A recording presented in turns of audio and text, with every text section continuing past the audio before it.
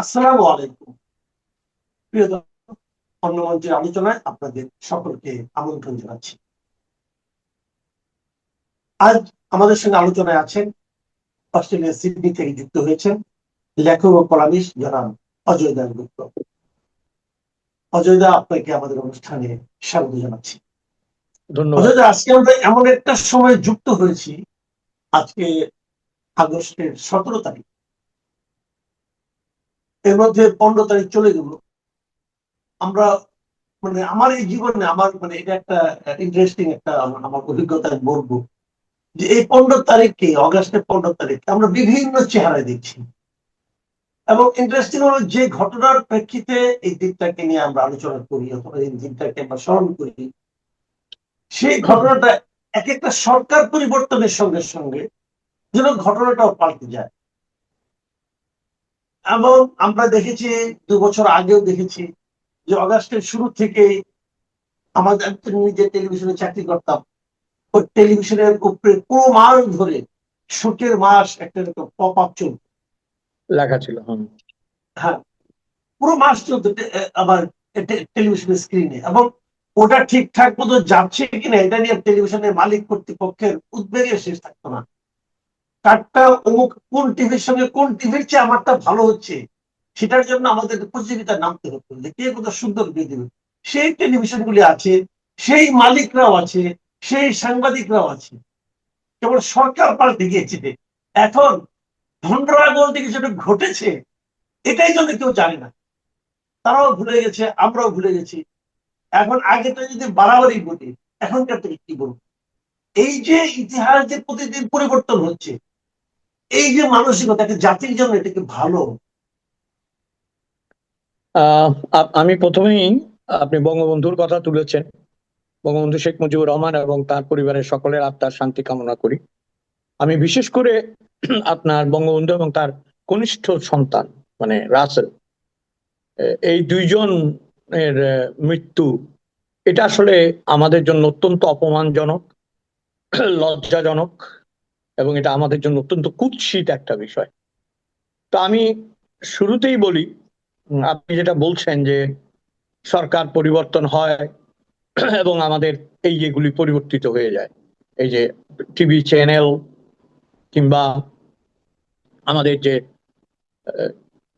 মানুষগুলি, তাদের চেহারাগুলো পরিবর্তিত হতে থাকে। এখন আমি বঙ্গবন্ধু শেখ মুজিবুর রহমান তো আর মানে দেশান্তরী প্রধানমন্ত্রী শেখ হাসিনার বাবা, এটা তার বায়োলজিক্যাল পরিচয় হতে পারে, এটা তার বায়োলজিক্যাল পরিচয়, কিন্তু আমাদের কাছে তার পরিচয়টা ভিন্ন এবং ব্যাপক, অনেক বড়। আমি যেটা একটু একটু সময় নিয়ে বলি আপনাকে, যেটা আমার কাছে এখন আশ্চর্য লাগে, আপনি যেটা বললেন, আমি যেটা সবচেয়ে বেশি অবাক হই, এই আমি আপনার সাথে কথা বলার আগে যখন আমি আসছিলাম আমার কাজের জায়গা থেকে, ফেসবুকে দেখলাম সবাই খালি মেজর ডালিমের, আমি ডালিম বলছি বই থেকে উদ্ধৃতি দিচ্ছে। পরিস্থিতি কতটা খারাপ হলে এবং পরিস্থিতি কতটা নিয়ন্ত্রণের বাইরে হলে তার বই থেকে রেফারেন্স নিতে হয়। ভাই, আমার স্ত্রীকে যদি কেউ তুলে নিতে হয়, আমার স্ত্রীকেও যদি কেউ তুলে নিয়ে যায়, আমি আপনাকে গুলি করব, আমি ভাবিকে গুলি করব, আমি আপনার পুরো পরিবারকে গুলি করব? একটা এত বড় একটা জিনিসকে এই মাত্রায় নামিয়ে আনা, এটার জন্য তো আগের সরকারই দায়ী, আওয়ামী লীগই দায়ী। কারণ ধরেন, আপনার মনে আছে, আমি বলি কোথায় বঙ্গবন্ধুর শেষ সর্বনাশটা তারা করেছিল, যেটা আমি বিস্ময়ের চোখে দেখেছি, হতাশ হয়ে দেখেছি, যে একটা লেজার শো করেছিল।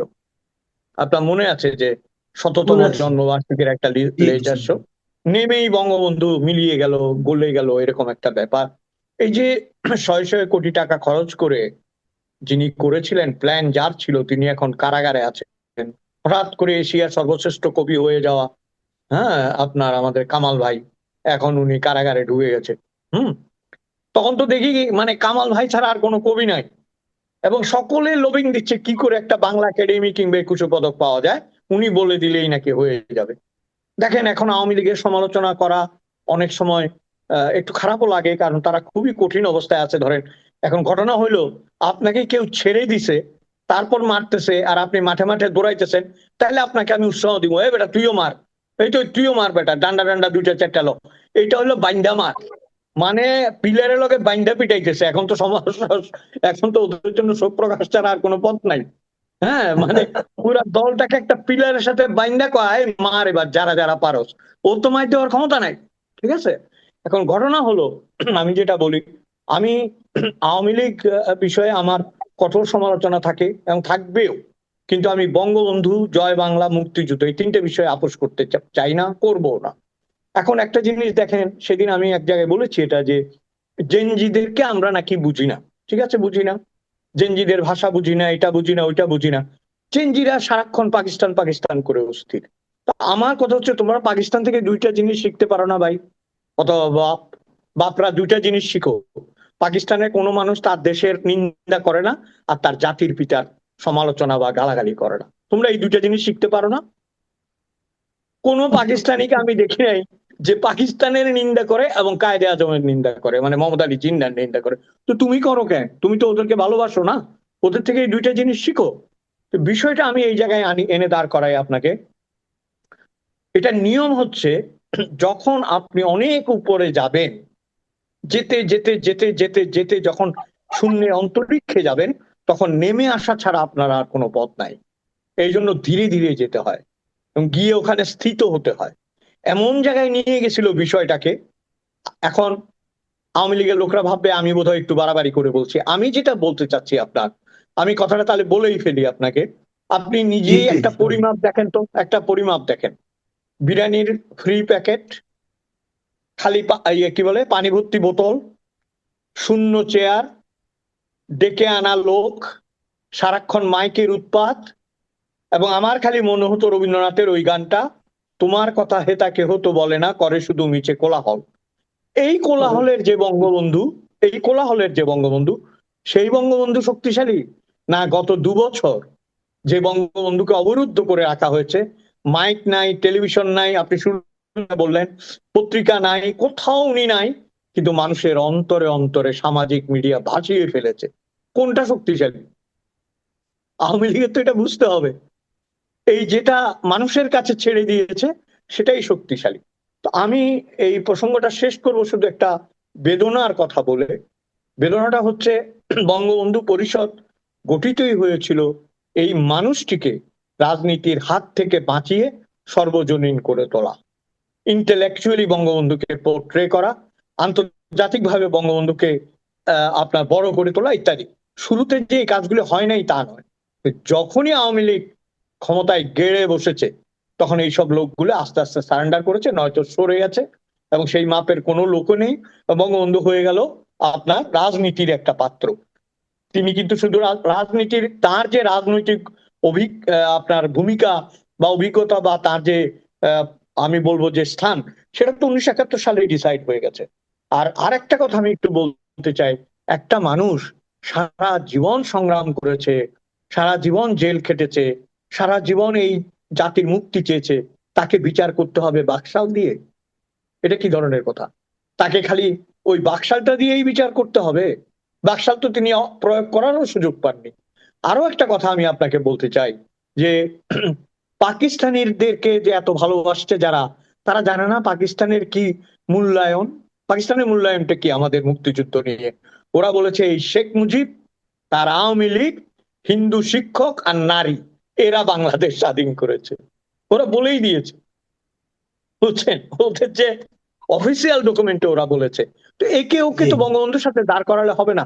আমি শেষ কথাটা এটাই বলি আপনাকে, যে বঙ্গবন্ধু একটা গল্প নিজেই বলতেন, যে 69-এর গণ অভ্যুত্থানের সময়, মানে তিনি যখন বেরিয়ে এলেন, তাকে তিনি বলছেন যে আমি জানতাম আমি বেরিয়ে আসবো। সবাই বলছে যে আপনি কি করে জানতেন? বলে আমার একটা পত্রিকা দিত, ইত্তেফাক।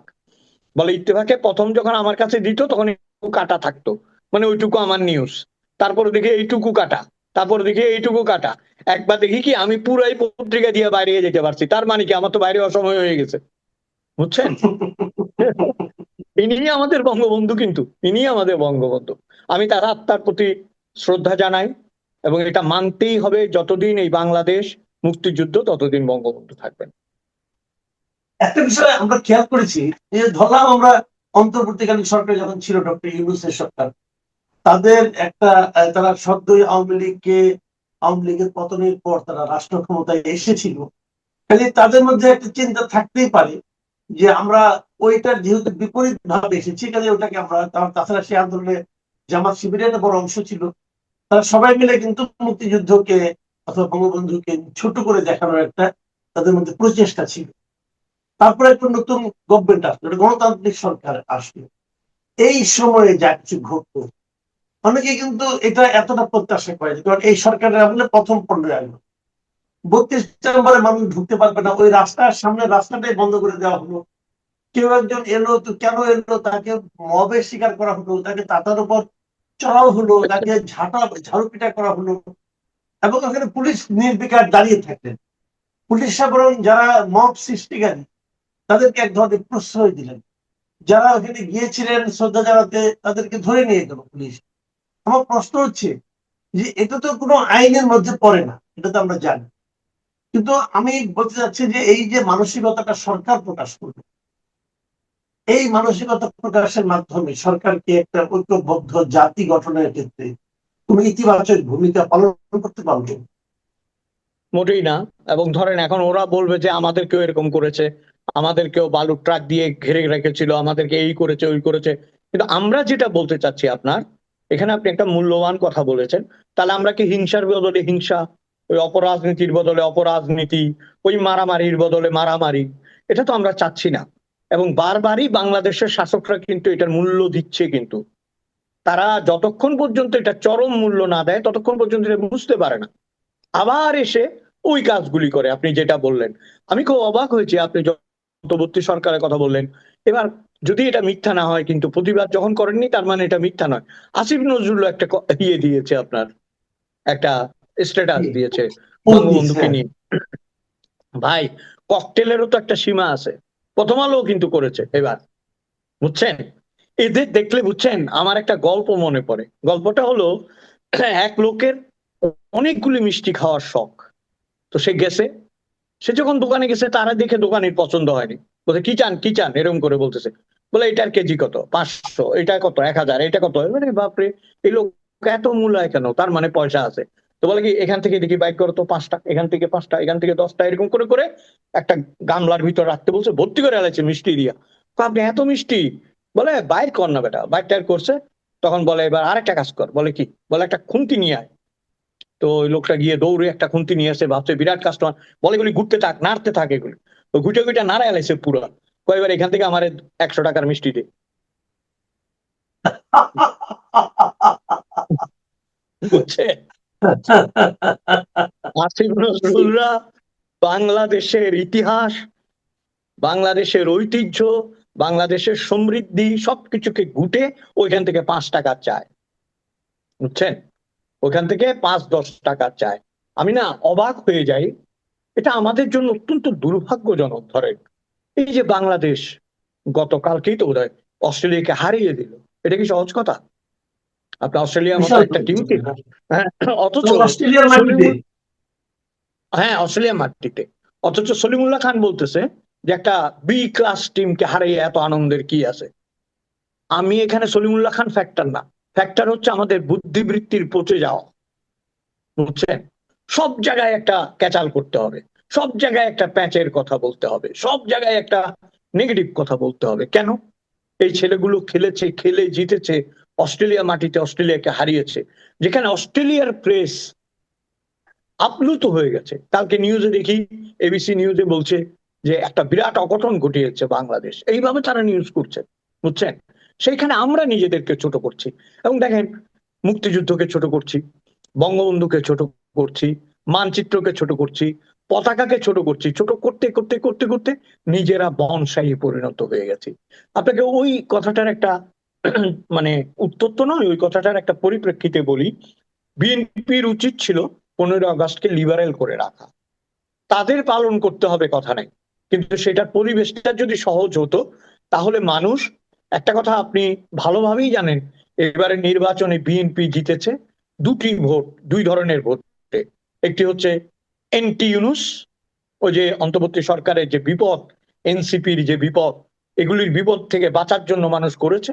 আর একটা হয়েছে আপনার আওয়ামী লীগের বিকল্প হিসেবে চেয়েছে, ভাই তুই আমাদেরকে বাঁচা। অসাম্প্রদায়িকতা দিয়ে, গণতন্ত্র দিয়ে, মারামারি বন্ধ করে, মব বন্ধ করে তোরা আমাদেরকে বাঁচা।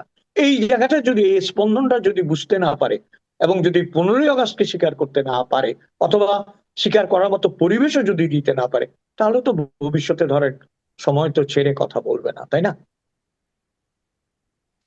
এখানে একটা কথা আমি যেহেতু আপনি ক্রিকেটের কথাটা বলেনি, আমি একটা ছোট কথা বলতে চাই। ছোট কি যে আমাদের এই দল যখন জিততে গেল, এই বড় খবরটা আমাদের বর্তমানে বোর্ডের যিনি প্রেসিডেন্ট আছেন তামিম ইকবাল, তিনি দেখলাম যে প্রধানমন্ত্রীকে জানিয়েছেন, যে সুখবরটা জানিয়েছেন, এবং জানানোর সময় উনি এবার বিশেষভাবে উল্লেখ করেছেন যে যে ছেলেটা আমাদের আপনার সেঞ্চুরি করেছে প্রথম ইনিংসে, এই তানজিদ হাসান, তার সম্পর্কে বলতেছে যে উনি কিন্তু আমাদের বগুড়ার ছিল। দেখেন মানসিকতাটা কি। দেখেছেন? সঙ্গে সঙ্গে তার তো ওই ফোনটা দেখলাম, আমি একটা ভিডিওতে দেখলাম, সঙ্গে সঙ্গে প্রাইম মিনিস্টার কিন্তু সঙ্গে সঙ্গে বললেন, না বগুড়ার কেন হবে, সে তো বাংলাদেশের ছিল। এক্স্যাক্টলি। এই জায়গাটাই কিন্তু আমি বলবো যে আমাদের প্রাইম মিনিস্টার কিন্তু, মানে আমার কাছে মনে হয়েছে যে তেল দেওয়ার যে মানসিকতাটা, এটাকে যেন ঠেকিয়ে দেওয়ার চেষ্টা করলেন এখান ভালো থেকে। করেছে এটা। হ্যাঁ, আপনি এটাকে কিভাবে দেখবেন এটা এই না, এটা হচ্ছে কি, ধরেন এই গোপালগঞ্জ বলতে বলতে মুখ টুক কালা হয়ে গেছিল না মানুষের, কেমন তুতু তুতু বেরিয়ে যেত, গোপালগঞ্জ গোপালগঞ্জ গোপালগঞ্জ এগুলি বলতে বলতে। এখন ভাবছে বগুড়া বগুড়া বগুড়া বগুড়া বললে কিছু একটা পাওয়া যাবে। একটা জিনিস দেখেন, একজন ক্রিকেটারের তো এই জায়গায় নামার প্রয়োজন নেই, তাই না? এই জায়গাটা নামার, তার মতো একটা স্টার ক্রিকেটার, সে কিন্তু আমাদের চট্টগ্রামের, এবং আমাদের বাড়ির কাছেই তাদের বাড়ি, আগেও বলেছিলাম, আমাদের একেবারেই কাছে আমরা যেখানে থাকতাম। তো এই এইখান থেকে এসে দেখেন, আমার কাছে যেটা, আপনি তো এগুলি বলতেছেন যে কি বলে এটাকে, যে কি বলেছে না বলেছে, আমি কিন্তু ওইটা বলতেছি যে একজনের 90 বছরের নানি মারা গেছে না, কানতে কানতে কানতে কানতে চোখ মুখ ফুলে এলাইছে, তার বাপও তারে থামাইতে পারতেছে না, মানে নানির পোলা থামাইতে পারতেছে না। তবে দিছে এক থাপ্পড়, থাপ্পড় দিয়া বলতেছে আমার মা মারা গেছে, আমি কানতাছি না, তুই এত কান্দোস কেন? আমি তো হের লেগে কানতাছি না, আজরাইল যে বাড়িটা চিনে গেছে, পরে যদি আমারে লইয়া যায়। বুঝছেন? তো আমার কথা হলো তামিম ইকবাল খেলার কথা ভুলে যাচ্ছে, কে জিতেছে সেটা ভুলে যাচ্ছে, ওভারঅল স্পিরিটটা ভুলে একটা ছেলের বাড়ি বগুড়া এইটা মনে রেখেছে। তার মানে আমরা পৌঁছতে পৌঁছতে কোথায় আসছি এটা চিন্তা করেন। ভাবছে এটা বললে উনি খুশি হবে, খুশি করার চেষ্টা। এটা তো এটা তো আলোচনা সম্ভব না। বগুড়া বাড়ি বলতে হচ্ছে কেন? এটা মানে কি? বগুড়া বাড়ি মানে কি ওকে আর প্লাস, ওকে কি বগুড়া হিসেবে অস্ট্রেলিয়া সেঞ্চুরি করতে দিছে, যে তোমার বাড়ি বগুড়া, আসো তুমি সেঞ্চুরি করো, এরকম? এরকম তো না, সে তো খেলে জিতেছে না, সেঞ্চুরি করেছে ভাই। এবং হ্যাঁ, সেখানে নোয়াখালীর হইলো আপনার সেঞ্চুরি অসংখ্য করছে। মাঠে সে তো বাংলাদেশের প্রতিনিধিত্ব করেছে, সে তো এক্স্যাক্টলি। বগুড়ার প্রতিনিধিত্ব করে নাই, আমি তাই তো না? সবসময় আপনার একটা কথা বলি, আমি তো বলি যে যদি মনে করেন দেশে আওয়ামী লীগও নাই, বিএনপিও নাই, হিন্দুও নাই, মুসলমানও নাই, দেশে আপনার কি বলে এটারে আদিবাসীও নাই, সমতলের মানুষও নাই, সবাই সমান। আপনি আমাকে গ্যারান্টি দেন নোয়াখালী আর কুমিল্লার মানুষে মারামারি করবে না, কেউ গ্যারান্টি দিতে পারে না। হম, বুঝছেন? আপনি সেটাই। আমাকে গ্যারান্টি দেন ব্রাহ্মণবাড়িয়ার মানুষ আর কুমিল্লার মানুষ অকারণে মারা, কারণ আমাদের জাতীয় পর্যায়ে একটা রোগ হয়ে গেছে আপনার, এটা থেকে তো বেরোতে হবে। আমরা প্রধানমন্ত্রীর একটা কথা বললাম, এটা ওনার ব্যক্তিগত কিছু আচার আচরণ চালচলনে আমরা প্রশংসাও করছি, কারণ আমরা কিছুটা ব্যতিক্রম দেখছি ওনার মাঝে। কিন্তু সেটা তো ব্যক্তি পর্যায়ে, ওনার ওই প্রশংসা নিয়ে তো আর আমাদের দেশ চলবে না। দেশের জন্য দরকার একটা সুশাসন। এর মধ্যে এই সরকারের 6 মাস তো পারই হয়ে গেল। 180 দিনের একটা টার্গেটও স্থির করেছিলেন। 180 দিনে এসে আপনি যদিও বিদেশে থাকেন, তারপরেও নিশ্চয়ই আপনি পত্র পত্রিকায় দেখেন যে 180 দিন দেশটা কেমন চলছে, কতটুকু অগ্রসর হলো, কতটুকু জায়গায় সীমাবদ্ধতা থাকলো, নিশ্চয়ই আপনি দেখেন। আপনি যতটুকু দেখেন বাইরে থেকে পত্র পত্রিকা, আপনার মূল্যায়ন কি সরকার কেমন করছে? তো বলা কঠিন, কিন্তু একটা জিনিস মানুষের মধ্যে তো হতাশা আর হাহাকার বেড়েছে। গ্যাস নেই, বিদ্যুৎ নেই, তারপরে মাঝে মাঝে মবের আক্রমণ হচ্ছে। সবচেয়ে বড় কথা হচ্ছে আপনার প্রয়োজনীয় জিনিসগুলো যদি মানুষ না পায়। আমি তো চট্টগ্রাম শহরে যতটুকু খবর, গ্যাসের জন্য কান্নাকাটি করছে। এবং আপনার আজকেও দেখলাম সকালবেলায় একটু বৃষ্টি হয়েছে বোধহয়, চট্টগ্রাম অলরেডি পানি আছে। তো দেখেন, একটা 6 মাসের সরকারকে এটার জন্য দোষারোপ করা থেকে আমি এই কথাটা বারবারই বলি, তাহলে আমরা যাব কোথায়? আমরা তো একটা অত্যন্ত শিক্ষিত মানুষের হাতে গিয়েছিলাম, যিনি বলতেন যে টাকা নাই তাই বলবেন না, বুদ্ধি নাই বুদ্ধি নাই বলেন। এত বুদ্ধি আমাদের রসাতলে দিয়ে চলে গেছে, বুঝছেন? বুদ্ধির খেলায় পুরা জাতি রসাতলে গেছে। আমাদেরকে, আমি মনে করি মানুষের প্রত্যাশার সাথে যেতে পারার জন্য বলিষ্ঠতার প্রয়োজন আছে। উনি ভদ্র, আপাত এখন পর্যন্ত উনি ভদ্র, উনি কি বলে হয়তো এগুলো নিচ্ছে না, তেল টেলগুলি অনেক কিছুই হচ্ছে না, কিন্তু আরো একটু বলিষ্ঠতার প্রয়োজন হলো আমার মনে হয়। উনাকে ধরেন, উনি বাংলাদেশের প্রধানমন্ত্রী, আমি বা আপনি আমরাও উনাকে পরামর্শ দেওয়া সাজে না, যেভাবেই হোক উনি আমাদের দেশের প্রধানমন্ত্রী। কিন্তু আমাদের বলার কথা এইটা, যা যেখানে কঠোর হওয়ার দরকার সেখানে কঠোর হতে হবে, যেখানে নরম হওয়ার দরকার সেখানে নরম হতে হবে। ঠিক আমরা যেমন আমাদের অভিভাবকদের থেকে গেছি, আমরা অঙ্ক না করলে অভিভাবক মেরেছে, আবার পাশ করে আসলে আমাদেরকে মিষ্টিও খাইয়েছে, দুটোই হতে হবে। এবং আপনার অনেকগুলি ছোট, একটা কথা মনে রাখতে হবে, মাত্র 6 মাস, ইভেন 4.5 years এখনো তো 4.5 বছর সামনে আছে। আর 6 মাসের মধ্যে গুছিয়ে কিভাবে এই ইস্যুগুলিকে অ্যাড্রেস করা যায়। আমি আমি যেটা বলতে চাই, ধরেন এই সরকারটা কেন আগের বাজে জিনিসগুলিকে এক্স করবে, ওগুলিকে একপাশে সরিয়ে এগোতে পারলে, মানে আমি বলতে চাচ্ছি যে নিত্য নৈমিত্তিক ঝগড়া, যেটা আওয়ামী লীগ না বিএনপি, জন্মদিন না শোক দিবস, তারপরে ধরেন এইটা না ওইটা, তারপরে উনি ফিরবে কি ফিরবে না, তারপরে কেওসি কি হবে না, ওইখানে ধানমন্ডি যেতে দেবো কি দেবো না, এগুলির চাইতে অনেক বড় ইস্যু হচ্ছে মানুষের জীবন এবং মানুষকে ভালো রাখা, যেটা গত 3 বছরে বা 2.5 বছরে মোটেই হয়নি। এটা কিন্তু মানতে হবে। জি, আমরা একটা তারেক রহমানের প্রসঙ্গে থাকছে এই কারণে যে আমাদের সামনে আরো কিছু ইস্যু ওনাকে কেন্দ্র করে তৈরি হয়েছে। সেটা হলো, যেমন ধরেন ভারতের সঙ্গে আমাদের যে সম্পর্ক, এটা সবাই মানে যে অন্তর্বর্তীকালীন সরকারের আমলে ভারতের সঙ্গে আমাদের সম্পর্ক একদম তলানিতে পৌঁছেছিল, এর চেয়ে নিচে আর যাওয়া সম্ভব ছিল না। সেখান থেকে উঠে আসবে এই প্রত্যাশা আমাদের সবারই, কারণ প্রতিবেশীর সঙ্গে সুসম্পর্ক না রেখে খারাপ সম্পর্ক রাখলে লাভ কারোরই হয় না। তো এর মধ্যে প্রশ্ন উঠেছে যে উনি ভারত সফরে যাবেন কিনা। ব্রিক্স সম্মেলনে ওনাকে ব্রিক্স থেকে চেয়ারম্যান হিসাবে ওনাকে আমন্ত্রণ করা হয়েছিল, আমরা আমাদের পক্ষ থেকে বলা হয়েছিল, প্রধানমন্ত্রীকে তো আমন্ত্রণ করা হয় নাই। ভারত জানানো তারা নাকি এর আগে আরো 2বার আমন্ত্রণ জানিয়েছে। এবং আমরা পরে ভেবেছিলাম, বিভিন্ন ভারতের পত্র পত্রিকাতে দেখলাম যে এই ব্রিক্স সম্মেলনের আগেই নাকি উনি যাচ্ছেন প্রধানমন্ত্রী হিসাবে, মানে নরেন্দ্র মোদীর আমন্ত্রণে। গতকালকে দেখলাম যে বাংলাদেশের পররাষ্ট্র মন্ত্রণালয় বললো যে তারা মানে ওই শেখ হাসিনা এবং হাদির হত্যাকারীকে ফেরত না দিলে নাকি যাবে না, অথবা এটা নাকি পূর্ব শর্ত হিসেবে আসছে। তো আপনার কি মনে হয়, এই ধরনের দুজন প্রধানমন্ত্রীর মধ্যে সাক্ষাৎ হবে, দ্বিপাক্ষিক আলোচনা হবে, সেখানে গিয়ে ধরনের পূর্ব শর্ত রাখাটা খুব একটা লাভজনক হবে আমাদের জন্য? এখন একটা দুটো জিনিস আপনাকে তো মাথায় রাখতে হবে। যেমন ধরেন আহ শেখ হাসিনা ওই দেশে আছে, হ্যাঁ, মানে কারো ভাষায় গেছে, কারো ভাষায় দেশান্তরী হয়েছে, যেটাই হোক উনি আছেন ওখানে। এখন ভারত সরকার পাঁচীকে কথা বলার সুযোগ দিয়েছে বা অনুমতি দিয়েছে। ওরা যদিও বলছে যে সরকারি ভাবে বলেছে যে আমরা এটার সাথে নাই, আমরা এটার সাথে নাই এক বিষয়, আর বলতে দেওয়াটা আরেক বিষয়। তো এখন এই বিষয়টা আমার মনে হয় এখানে প্রভাব ফেলেছে, মারাত্মক ভাবে প্রভাব ফেলেছে। কারণ এর আগে পর্যন্ত আমি দেখছি অ্যাটিটিউড ওয়াজ পজিটিভ, মানে যাওয়ার ব্যাপারে পজিটিভ ছিল এই বিষয়টা। এখন তাকে তো এই দেশের রাজত্ব করতে হবে, মানে প্রধানমন্ত্রিত্ব করতে হবে তারেক রহমান। কাজেই তার বিরোধী দল, তার সংসদে যারা আছে, তার নিজেদের মানুষরা আছে, তারপর মানুষের যে পালস, এবং যারা মব টপ করেছে তাদের যে পালস, মব টপের কথা যখন উঠান আপনাকে কথা বলি, ওইখানকার একটা পুরানা পিস্তল নিয়ে চলে গেছিল এয়ারপোর্টে, গুলি নিয়ে চলে গেছে মোহাম্মদ সজিব ভুইয়া। সেগুলি কোন দিন আবার পার্টি অফিসে ঢুইকা পরে বন্দুক টন্দুক নিয়ে, কিন্তু বোঝাই মুশকিল আপনার।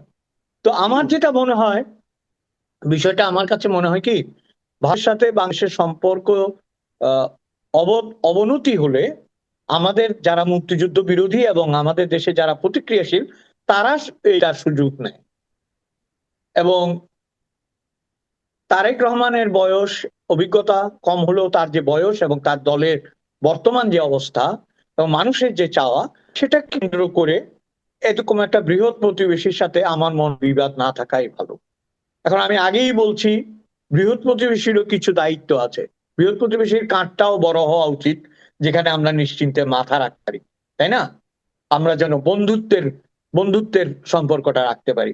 এখন উনারা যদি ধরে থাকে যে না আমরা এই পক্ষ অবলম্বন করব, ওই পক্ষে যাব না, তাহলে বাংলাদেশের জন্য এটা টাফ বাংলাদেশের জন্য, এটা বুঝতে হবে। আর তারা যেটা বলছে যে আমরা, এখন তাদেরও তো লাভ আছে, একদিনে কয়েক লোক ভিসার আবেদন করতেছে, তাই না? ওই লোকগুলি যাবে, ডলার খরচ করবে, টাকা খরচ করবে, তোমাদের অর্থনীতিকে বেগবান করবে। তো এটা তো তাদেরও আছে। আমার যেটা মনে হয়, সৎ প্রতিবেশী সুলভ যে নীতি, এগুলো তো মুখের কথা ধরেন আমি বলতেই পারি, কেউই মানে না যদিও, যদি ন্যূনতম মেনেও আমরা সম্পর্কটা স্বাভাবিক রাখতে পারি। দহরম মহরমের দরকার নেই। দহরম মহরম শব্দটাকে আমি ভয় পাই ভাই, কারণ দহরমের পরেই আছে মহরম, মানে আয়োজন করতে হবে, বুঝছেন? সেই জন্য দহরম মহরমের কোনো দরকার নেই। সৎ প্রতিবেশী সম্পর্ক কিভাবে রেস্টোর করা যায়, কিভাবে বজায় রাখা যায়, সেটা আমার মনে হয় কাম্য হওয়া উচিত। জি, অনেক ধন্যবাদ জনাব অজয় দাশগুপ্ত। প্রিয় দর্শক, আপনারা শুনলেন আমাদের বিভিন্ন দেশের বিভিন্ন রকম ঘটনা প্রবাহ নিয়ে, রাজনীতি নিয়ে, সমাজনীতি নিয়ে, এমনকি পররাষ্ট্রনীতি নিয়েও জনাব অজয় দাশগুপ্তের মন্তব্য। আমার ধারণা আপনাদের মধ্যে এটা ভালো লাগুক অথবা মন্দ লাগুক, আপনাদের মধ্যে নতুন কিছু চিন্তা জন্ম দিবে। সেই চিন্তাগুলো নিয়ে আমরা আলোচনা করি। আপনারাও আপনাদের মতামত আমাদের এখানে নির্দ্বিধায় লিখে পাঠান, আমরা সেগুলো নিয়ে হয়তো আলোচনা করতে পারবো। সবাই ভালো থাকবেন, এখন এ পর্যন্তই। আল্লাহ হাফেজ।